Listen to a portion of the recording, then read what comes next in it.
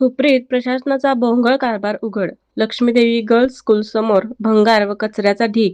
विद्यार्थिनींच्या आरोग्याशी खेळ. वारंवार तक्रारी करूनही कारवाई शून्य. संतप्त नागरिकांचा आंदोलनाचा इशारा.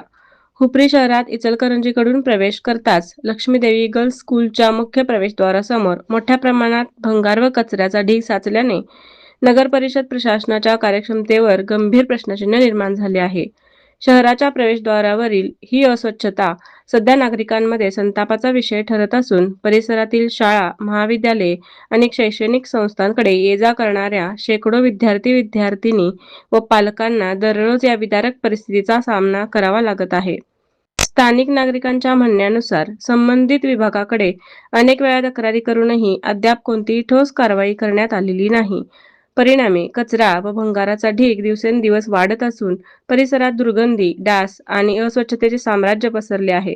त्यामुळे विद्यार्थिनींच्या आरोग्याचा प्रश्नही ऐरणीवर आला आहे.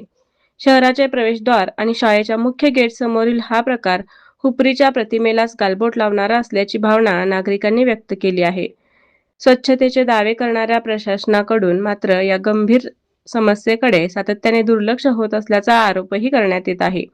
नागरिक व पालकांनी तात्काळ भंगार व कचऱ्याचा ढीग हटवून परिसर स्वच्छ करावा, तसेच भविष्यात सार्वजनिक ठिकाणी अशा प्रकारे भंगार साचणार नाही यासाठी कायमस्वरूपी उपाययोजना कराव्यात, अशी जोरदार मागणी केली आहे. दरम्यान विद्यार्थिनींच्या सुरक्षिततेचा व आरोग्याचा प्रश्न लक्षात घेऊन संबंधित प्रशासनाने त्वरित दखल घ्यावी, अन्यथा नागरिकांच्या वतीने तीव्र आंदोलने छेडण्यात येईल, असा इशारा स्थानिकांनी दिला आहे. रेंदा प्रतिनिधी संतोष शिंगे.